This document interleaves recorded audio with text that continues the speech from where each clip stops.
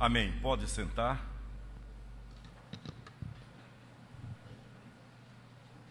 O que é de fato ser um cristão? Quais são as características ou os compromissos que definem, que traçam o perfil e determinam o conteúdo de alguém que se pretende cristão? Alguns capítulos antes do que foi lido, um jovem galileu, residente na Galiléia, em Nazaré, havia descido dos contrafortes para a beira-mar e iniciado uma jornada, um trabalho de cunho espiritual que estava atraindo a todos. Ele havia vocacionado homens, ele havia estabelecido os princípios do reino de Deus no chamado Sermão do Monte, e logo ao encerrar o Sermão do Monte, ele é confrontado por um leproso sem nenhuma chance de vida, e aquele moço que olhou para o Senhor Jesus e disse: se tu quiseres, tu podes. E eu tenho dito que foi a maior suma teológica da história. Ninguém conseguiu dizer tanto em tão poucas palavras como aquele leprosinho. O teu problema, o meu problema não é se tu podes. Poder tu podes. O que eu preciso saber é se tu queres. Se tu quiseres, tu podes. E diz a Bíblia que subitamente a resposta é dada e começa aí uma sucessão de milagres. Logo em seguida, há a ressurreição do filho de uma viúva na cidade de Naim. Logo adiante, nós encontramos ele operando outros milagres, por exemplo, aquietando o vento e o mar, e isto vai impactando, chocando, chamando a atenção, atraindo. Logo depois ele expulsa demônios em Gadara, livra um jovem daquilo que eu chamo de 3.000 psiquismos que transitavam na mente, gerando inferno, estresse, tensão, desgraça. Mais adiante são 2 milagres de cura, uma mulher que apenas toca ali nas vestes e é curada, e a filha de Jairo que é ressuscitada. E um pouco mais adiante, ele alimenta com 5 pães e 2 peixinhos uma multidão de 5.000 homens, fora mulheres e crianças. Logo depois, Pedro faz a confissão suprema da sua vida, e isto vai fazendo com que os seguidores cresçam. Aqueles que buscavam milagres, cura, começam a aparecer. Numericamente, o grupo torna-se agora uma multidão que o acompanha. Após a multiplicação dos pães e peixes, aí é que, do ponto de vista estatístico, a, entre aspas, bênção explode. Qualquer um que fizesse uma análise numérica ou analisasse do ponto da lógica humana, iria dizer que coisa extraordinária. Olha aí como cresce, como cresce, como cresce. Porque o sistema é fundamentado em números, em qualquer época da história, em qualquer cultura, em qualquer ideologia. Relatórios bons são aqueles que numericamente são robustos. E vai crescendo. Ele mesmo diz que quando há a multiplicação de pães e peixes, um grande número o seguiu por causa do milagre, motivado pelo milagre. É nesse instante, queridos, que Jesus breca, pisa no freio, dá uma parada.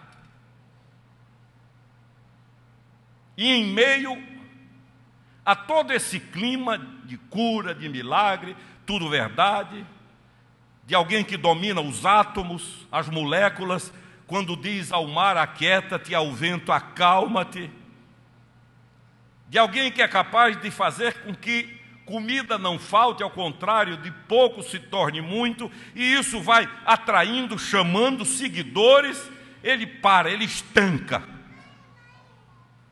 E ele dá uma virada abrupta e toca a motivação. E diz a Bíblia, dizia a todos, se alguém quer vir após mim, a si mesmo se negue, dia a dia tome a sua cruz e siga-me. É uma mudança de discurso, convenhamos, que sai do humanamente espetacular para o depressivo. É um discurso que sai de uma divindade que, se estudada exteriormente, sem que se conheça o espírito, é pessimista, é desanimador. Qualquer motivador que fizesse isso numa empresa seria demitido. Qualquer um que menosprezasse os valores que estavam sendo absorvidos pela multidão e fizesse isso, seria imediatamente abandonado. Mas ele para, estanca e põe os pontos nos is, como se dissesse, a motivação para me seguir não é essa. A cura, é verdade, Jesus cura. A multiplicação de pães e peixes é verdade, o Senhor promove a abundância onde Ele quer. A ressurreição de mortos é verdade, tudo está dando certo do ponto de vista de vocês, é verdade. As coisas estão caminhando bem sob a avaliação de vocês, estatisticamente somos um sucesso, mas agora eu preciso dizer a vocês o que deve ser dito, para que vocês tenham cura na motivação. Se vocês querem me seguir, primeiro neguem-se a si mesmo, tomem a cruz de cada dia e sigam-me.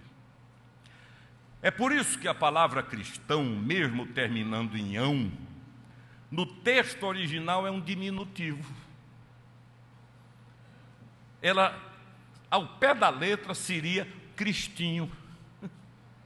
Seria um Cristo em escala menor. Seria uma miniatura de Cristo. Foi isso que aconteceu em Antioquia. Quando finalmente ele morre e o império se dá por vencedor, as pessoas de Antioquia, com a chegada dos cristãos, dizem, esses que viraram o mundo de perna para cima, está lá no texto original, chegaram até nós. Em outras palavras, eles estavam dizendo, o líder morreu, mas agora piorou, porque chegaram centenas e milhares. E eles são iguais a ele, eles agem igual a ele, eles têm poder como ele tinha. Eles chegam aqui curando enfermos, ressuscitando mortos, fazendo coisas extraordinárias. Isso é o sentido de ser cristão. E Jesus, então, rompe esse, entre aspas, conceito de sucesso que, infelizmente, hoje tomou conta da igreja do Senhor Jesus. Eu conheci um pastor que uma vez disse assim, não me lembro os números, mas foi assim que ele disse. Por exemplo, esse ano eu perdi 12 membros que foram para o mundão, morreram 5, eu batizei 100, tenho um superávit. Claro que há um lado de administração que você tem que cuidar. Recentemente, uma irmã muito amada, querida, que eu conheço há mais de 30 anos, me procurou em lágrimas e disse, quero lhe pedir perdão. Eu disse, por quê? Ela disse, porque eu chamei o senhor, disse que o senhor não era pastor, era gerente. Eu digo, olha, tem que ser de vez em quando, porque se não for um gerente, complica a vida do pastor. Se não gerenciar bem, o ministério afunda. Mas não é só isso. O Senhor Jesus agora diz a ele, não se embriaguem com estatística, com sucesso, com o que os olhos veem. Vocês querem saber o que é ser discípulo meu? Ser ensinado por mim? A primeira coisa, e agora isso vale para mim, vale para todos nós. Se alguém quer, é vontade, é decisão, é ruptura. Decidir é cindir, é rasgar, é romper, com um estilo de vida, com uma escala de valores. com relacionamentos que não são válidos, com buscas até então equivocadas, mas é para quem quer, não é para quem sente, não é para quem faz leitura de supostos sinais e conclui, ele quer que eu vá, é se você quer. É por isso que nunca ninguém foi forçado a seguir Jesus. Eu lembro que há 1 ano e meio lá no Nanai, numa palestra, o pastor Caio, referindo-se ao pai do filho pródigo, ele disse uma coisa que sempre me chamou a atenção, é que quando o menino pegou tudo e disse que ia embora, o pai não mexeu um cabelo para ele não ir. Não disse nada, não fez nenhum pedido, não fez nenhum apelo, não cobrou, quer ir, vá. É para quem quer. Jamais alguém poderá dizer de forma saudável que segue Jesus a pulso. Aos que seguem empurrados pelo medo, principalmente quando tem um diagnóstico avassalador, aos que seguem apavorados com a probabilidade de uma falência, aos que seguem quando percebem que pode haver uma ruptura afetiva. São motivações que às vezes levam até o campo certo, mas na maioria das vezes não são sadias. A motivação sadia, o primeiro ponto é esse: quer ou não quer? Se não quer, não é obrigado. Se não quer, não há nenhuma força da parte de Deus. Se alguém quer. É por isso que ele passa na beira-mar, e ali estão jovens pescando. Ele diz: venham após mim e eu farei de vocês pescadores de homens. E diz a Bíblia, eles largando tudo seguiram. Mais adiante passa a porta da recebedoria de rendas da época, a coletoria federal, a coletoria de impostos. Há um jovem chamado Levi, que viria a ser Mateus, e a única coisa, ele não diz outra coisa, ele só diz: segue-me, e ele quer e segue. Há outros que deixaram pai, família, negócios e foram, mas foram porque quiseram. Se alguém quer, você quer, vá. Se não quer, não se engane. Senão mais cedo ou mais tarde, alguém vai ser culpado. E aí vai culpar o diabo. O Caio disse que o diabo está virando vigário, tudo a culpa é ele, carrega a culpa de todo mundo. Isso vem lá do Éden. Outros culpam Deus. Como é que Deus faz isso comigo? Se alguém quer. Aí ele nos dá o segundo ponto e diz: se alguém quer vir após mim, negue-se a si mesmo. Isso é, dê não a si. Quando os impulsos surgirem e a percepção abrir os olhos para a verdade do que vem aí, você nega-se, diz: é o que eu quero, mas não é o que ele quer. Muitas vezes tem que abrir mão da razão. Tem direito, tem razão, é justo. Do ponto de vista da avaliação humana, qualquer tribunal lhe daria razão, mas você olha para você e diz às vezes: não sempre, é o que eu quero, mas não é o que ele quer. Nego a mim, mas não nego a ele. Negar-se a si mesmo é não alimentar a alma com o que eu acho que é certo, com o que eu penso que é bom. É levantar a bandeira branca da rendição e dizer: agora eu sei que o melhor para mim não é o que eu peço, mas é o que tu tens para me dar. Por isso que a oração correta, ela termina dizendo: seja feita a tua. Esse é o modelo. O que eu quero é isso. É normal eu pedir o que eu quero, não é errado. Se possível, passa de mim este cálice, é o que eu quero. Contudo, no entanto, todavia, adversativa da esperança, seja feita a tua vontade. Porque se depender do meu olhar, até onde eu vejo para mim é escapar, é não passar por essa experiência. Até onde eu vejo, as informações que a minha fé limitada me dá, é que é bom que isso seja evitado. No entanto, seja feita a tua vontade, porque quando a tua vontade é feita, o fim é vitorioso em nome de Jesus. Negue-se a si mesmo. Negue a sua carne, as tendências. Quando eu digo sua, eu digo nossa. É num esforço e num clamor de socorro dizer: Senhor, se depender de mim eu não nego, mas socorre-me, porque eu quero negar a mim mesmo, mas não quero negar o que tu ensinas. É optar pela obediência absoluta, total, entendendo ou não, gostando ou não, na certeza de que há uma semeadura que vai frutificar para a glória de Deus. Como diz o louvor, o tapeceiro, ele está tecendo. Tecendo. Já contei aqui a experiência que vivi uma vez com a escritora Corrie ten Boom, autora do livro Refúgio Secreto,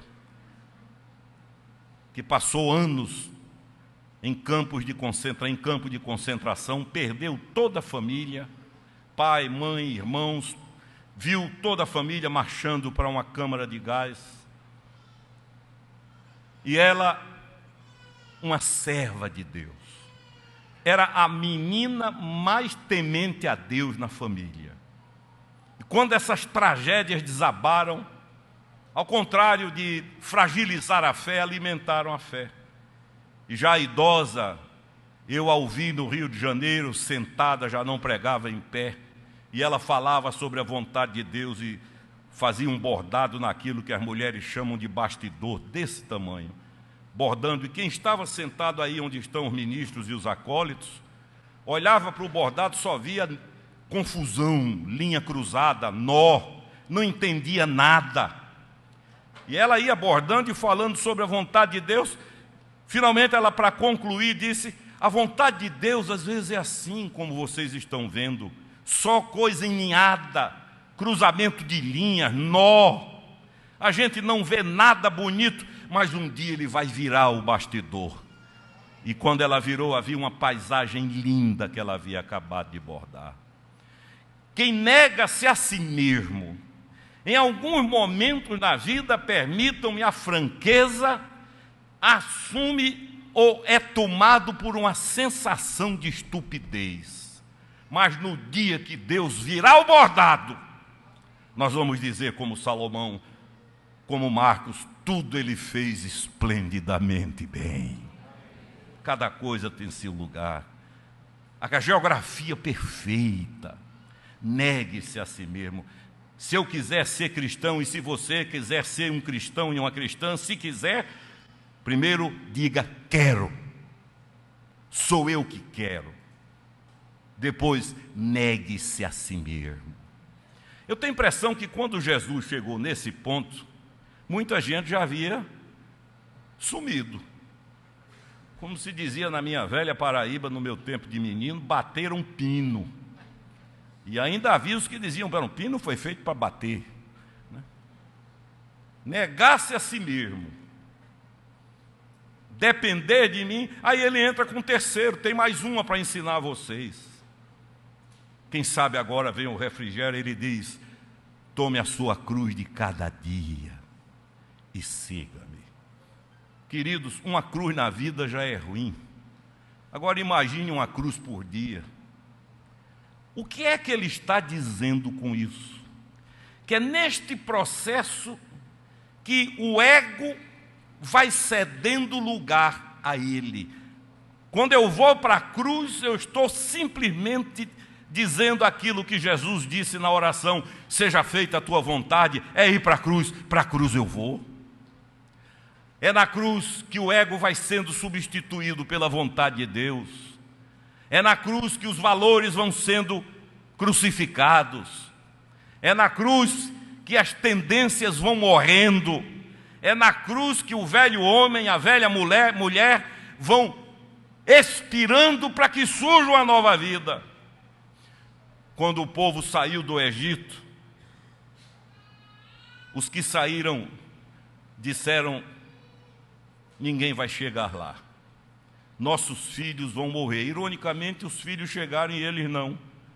O Otmani, analisando esse texto, ele dizia que essa mortandade que houve nos 40 anos de deserto tipifica a morte do velho homem e o nascimento do novo homem. Diz o Otmani, os que saíram do Egito não entraram em Canaã. E ele quer dizer o seguinte, na visão dele: o velho homem não entra em Canaã, ele morre no deserto para que o novo homem entre em Canaã. Esse é o processo da cruz. É quando eu tenho razão e sou abafado. É quando eu posso dar o troco e não dou. É quando eu tenho armas para liquidar o outro e não liquido. É quando eu tenho provas para destruir e não destruo. É quando eu tenho tudo para me defender acusando e não acuso. É quando na minha mão estão todas as condições para aniquilar e não aniquilo. É aí que eu morro, em obediência, e a vontade dele é feita e não a minha. O pastor Enéas Tonini conta hoje, ele tem mais de 100 anos de idade, está pregando lúcido até hoje, que um dia teve uma experiência gloriosa com Deus e dentro do bojo da experiência, lições foram dadas e ele me disse, eu tinha na minha gaveta documentos para destruir muitas vidas. Ele era um líder denominacional, conhecido, era um homem, é o homem que produziu a maior obra sobre geografia da Terra Santa na língua portuguesa. E dentro daquela política, ele disse, eu poderia eliminar todos os meus concorrentes, porque eu tinha documentos que eles nem sabiam que eu tinha. Mas quando eu vi a voz de Deus, quando a voz do Senhor entrou em mim, naquele dia solitário no gabinete na minha casa, eu abri a gaveta, peguei todos aqueles papéis, todos aqueles documentos, dossiês, provas aniquiladoras, que me dariam aquilo que o sistema chama de sucesso e vitória sobre os meus desafetos. Fui para o terreiro, para o quintal da minha casa, abri um buraco, coloquei, despejei álcool, queimei, fechei, em nome de Jesus, eu fui crucificado.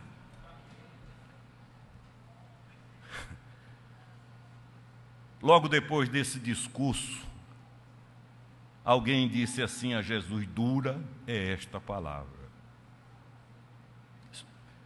Achavam que ia ser só cafuné, afeto, prosperidade. Eu sou pescador hoje, daqui a anos eu vou ter uma empresa de pesca.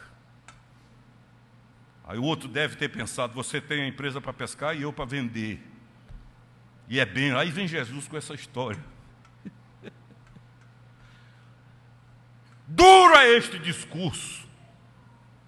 E ele olha, se fosse qualquer um de nós, talvez dissesse, mas tem jeito, tenha calma, não saiam. E ele olha para os que ficaram e diz, vocês não querem ir também? Vão embora se quiserem. Agora, quem ficar comigo é assim. Ou então é ilusão, é engano, é conversa. Esta é a centralidade daquele que quer seguir Jesus. Não se iluda com fatos espetaculares, com promessas mirabolantes. Se alguém quer vir após mim, negue-se a si mesmo, tome a sua cruz de cada dia. É uma cruz no mínimo por dia, a sua, não é a dele ele levou. E siga-me. Ah, minha cruz é minha sogra. Não diga isso. Sogra, se sogra for cruz, é de isopor. A minha sogra é meu trono, Carmen. Olhe, sogra não é cruz. A minha cruz é meu sócio. Cruz assim, qualquer um leva. Agora, a minha cruz, eu sei o tamanho dela. Eu sei exatamente onde o prego dói. Eu sei exatamente onde o cravo machuca. Eu sei exatamente onde o espinho fura minha cabeça. Eu sei exatamente quando me dão vinagre para matar a sede. Você sabe qual é a sua cruz. Não transfira, nem para Jesus, porque a dele ele levou. Agora, preste atenção. Olha aqui, que eu estou caminhando para o encerramento. Não há túmulo vazio sem cruz antecedente. Só há ressurreição quando há morte. O que Deus garante é que, do ponto de vista da espiritualidade e do compromisso, quando eu, pela obediência, morro, logo em seguida eu ressuscito para uma nova vida. Quando ele foi posto no túmulo, disseram: é o fim, acabou. Está consumado. Ele disse que estava consumado e de fato está, acabou. 3 dias depois começa, entre aspas, pior para eles.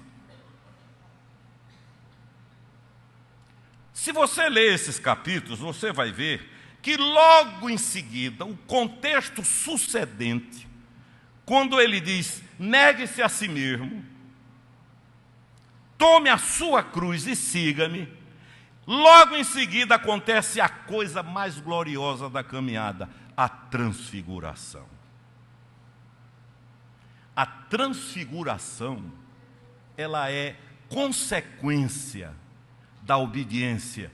Negue-se a si mesmo, tome a sua cruz de cada dia e siga-me.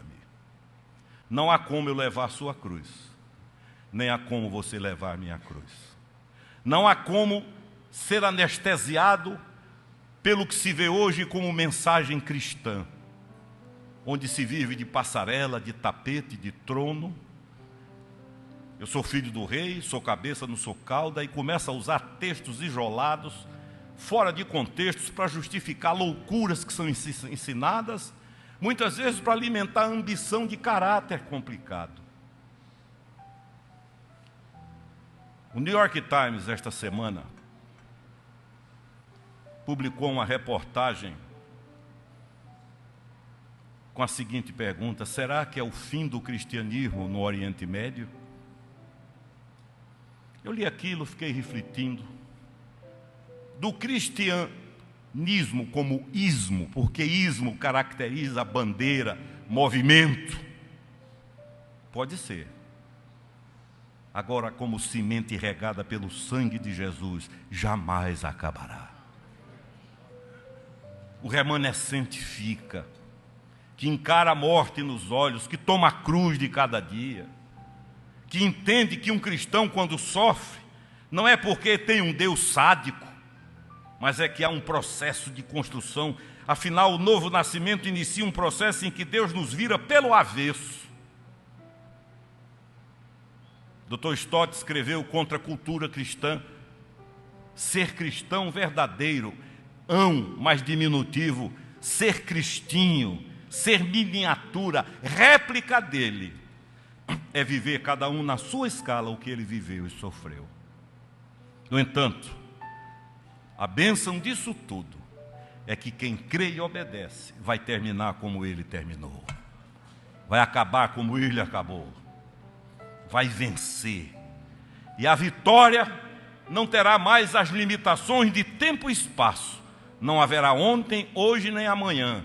É por toda a eternidade. Aqueles que não creem, aqueles que não são atingidos por essa revelação, nem a buscam, um dia na eternidade olharão para trás e dirão: era tão simples. Como era simples e não tem mais jeito. Portanto, eu quero consolar a você que está aqui hoje, olha para mim e diz: bispo, eu estou sofrendo. Os espinhos estão doendo, os cravos estão machucando, a cabeça sangra porque há espinhos nela. Eu sinto que minha vida está se esvaindo. É uma sucessão de dores, de tristeza, de agonia, de insucessos do ponto de vista humano. Humanamente falando, eu sinto que caminho para o fim. Eu quero lhe dizer, tenha calma, Deus está trabalhando, Deus está agindo. Quando Ele virar o bastidor, você nem vai lembrar do que passou. Essa semana, numa mensagem noturna, eu disse, esperei uma promessa há 11 anos, longos, secos, frios, duros, inimagináveis, jamais projetados. Tendo a minha Bíblia como companheira solitária, quando a bênção do Senhor cumpriu-se, a sensação que eu tive é que havia esperado 11 dias ou menos. Porque olha aqui para mim, tome a sua cruz e negue-se, porque quando a ressurreição acontecer, o gozo vai ser tão grande que você nem lembrança terá das agonias que viveu.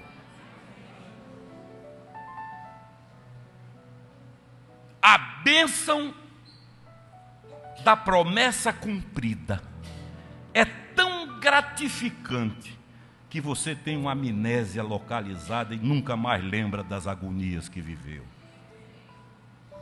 A dor do parto é esquecida pelo ser que nasce. A glória de ver, de tomar, é tão grande que as dores ficam para trás. É assim que Deus faz.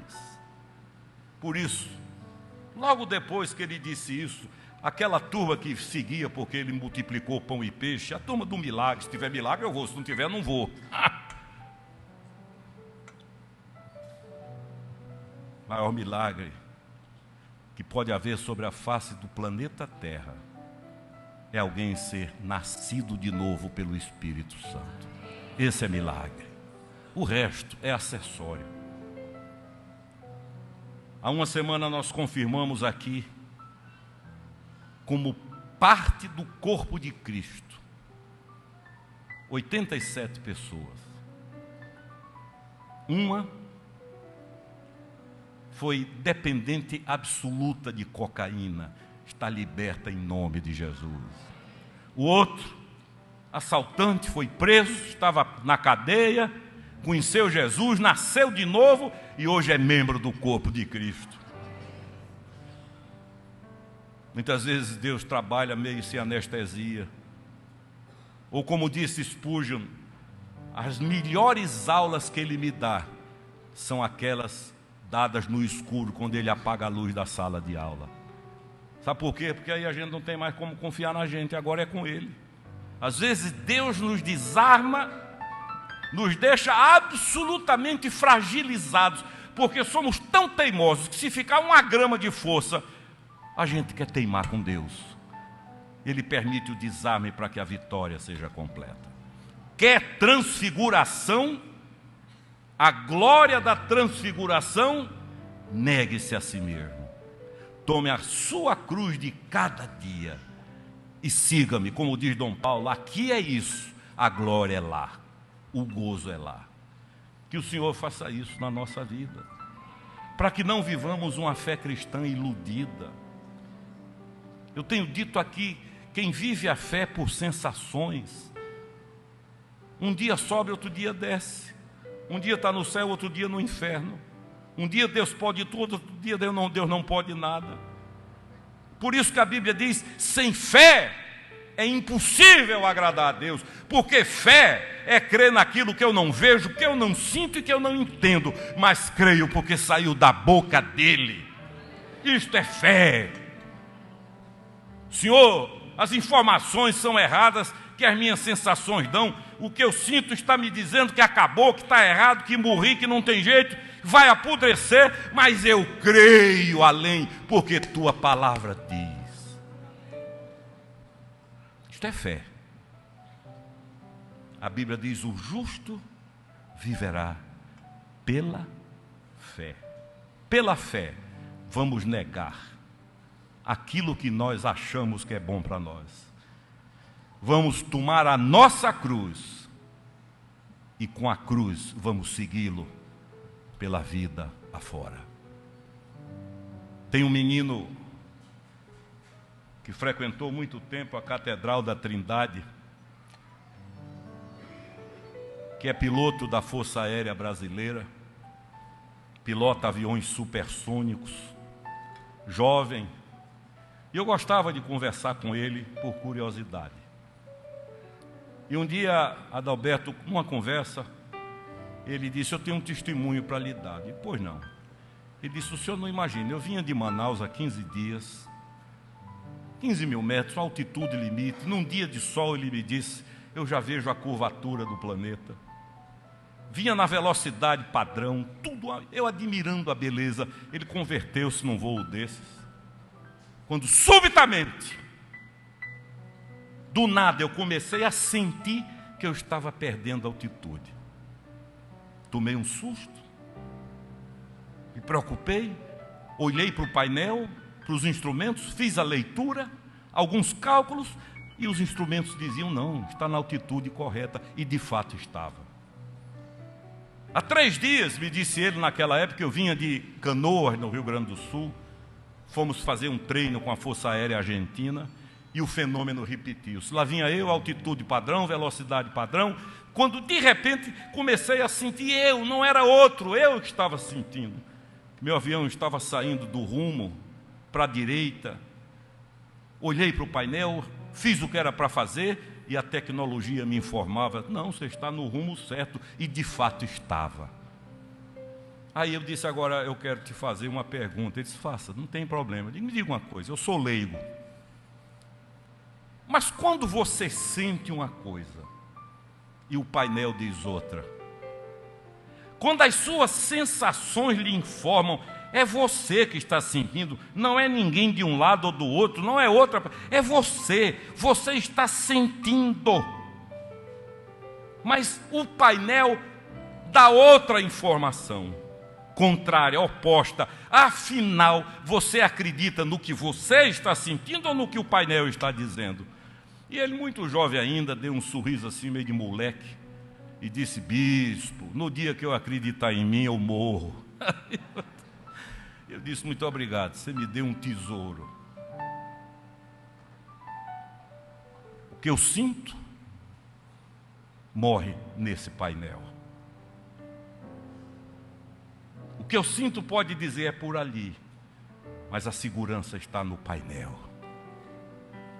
O que eu sinto pode dizer não tem mais jeito, mas o painel diz tem. O que eu sinto pode dizer aproveite a vida, o painel diz negue-se a si mesmo. O que eu sinto pode dizer você tem elementos para destruir, mas o painel diz tome a sua cruz de cada dia e siga-me. A decisão é minha, se eu vou pelo que eu sinto ou pelo que o painel diz. E o painel diz: se você quer vir após mim, negue-se a si mesmo, tome a sua cruz de cada dia e siga-me. Bendito seja o nome do Senhor. Os que tiverem o atrevimento de crer, em seguida subirão com ele o monte da transfiguração. Amém. Deus nos abençoe.